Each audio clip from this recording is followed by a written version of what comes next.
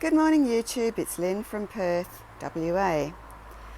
I'm just going to do a short video for you which was requested about my potting media. So it's all set up on the table in front of me and you can see I have quite a few different medias here. So I'll just briefly talk about each of them and what I do with them at the end of the video. So firstly we're going to go to the barks that I use.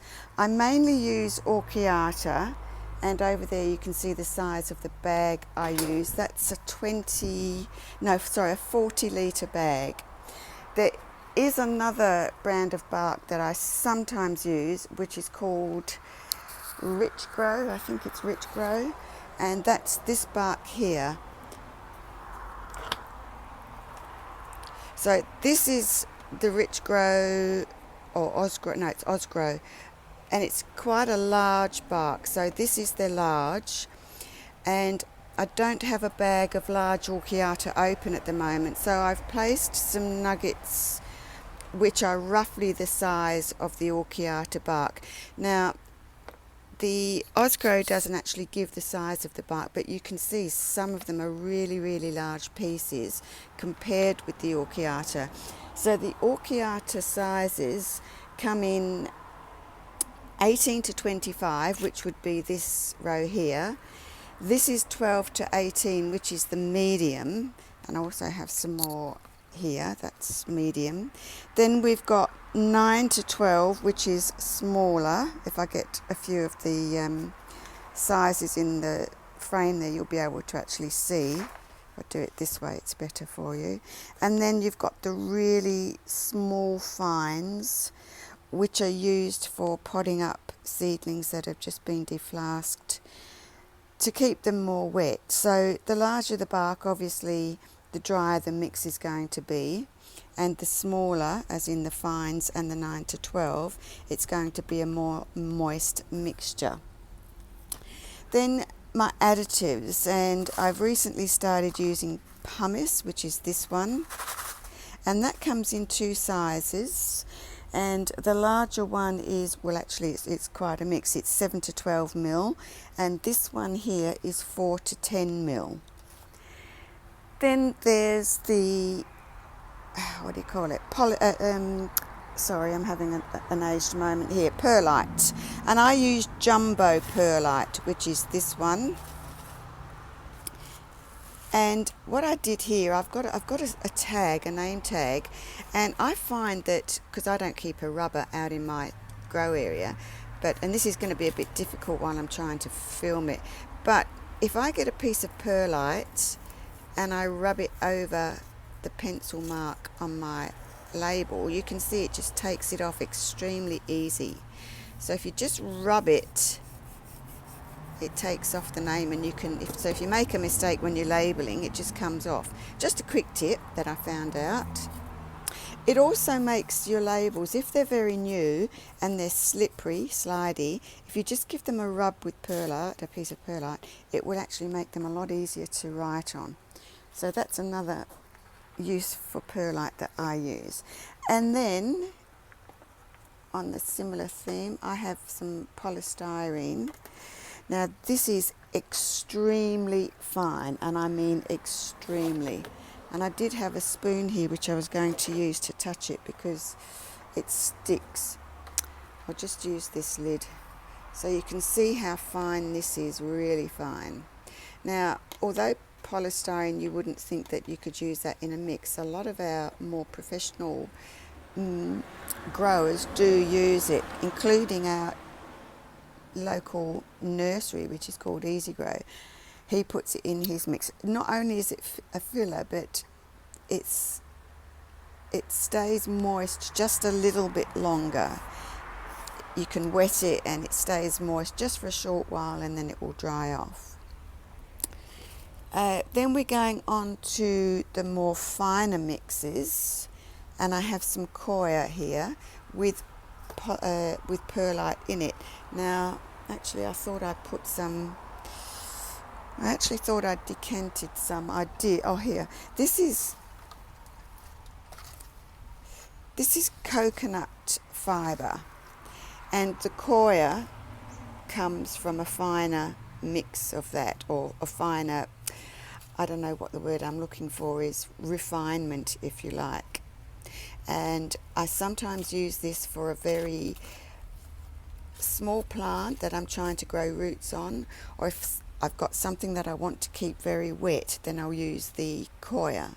And it's more like a peat. Now, if you buy coir peat, you need to, if you buy a cheap one, you need to wash it probably anywhere between 3 and 5 times until your water starts running quite clear. With this one, this is a premium grade and I don't have to do that. It's already washed. It can be quite acidic, so you do need to wash it if you buy the cheaper ones.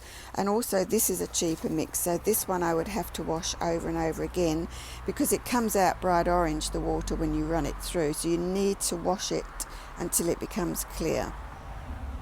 But they are really water retentive mixes. Then I have some charcoal, which I use as bulk, also to absorb, what do you call it? I can't think of the word again. Getting old sucks. It really stuffs your brain up. So it will impurities. It will absorb impurities. I have gravel. I have stones, which I use usually on the bottom of my pots for good drainage. What else have I got here? This is a mix that once I've sort of started making up a water retentive mix, it will contain this. I've got leca balls, and you must all know about leca. Some pumice, and quite often I'll put polystyrene in with that as well. Now, I've started going over to this kind of mix with added bark, and I might use medium bark because in my climate it's very hot here. We're African Mediterranean, which means it's hot and it's dry in the summertime. We have virtually no rainfall in the summer. Temperatures, as you know, you've heard me say before, can sort of go in plus 40s up to about 44, 45 on the odd day, which is like desert heat. Usually our temperature range in the summertime can be sort of high 20s to mid 30s, but more likely high 30s.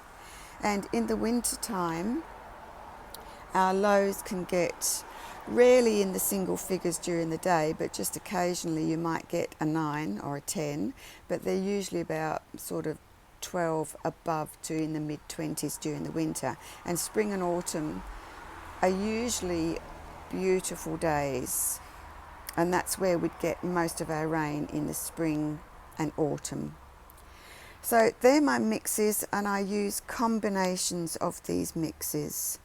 What I left out is also my sphagnum, and I buy my sphagnum in 240 litre packs.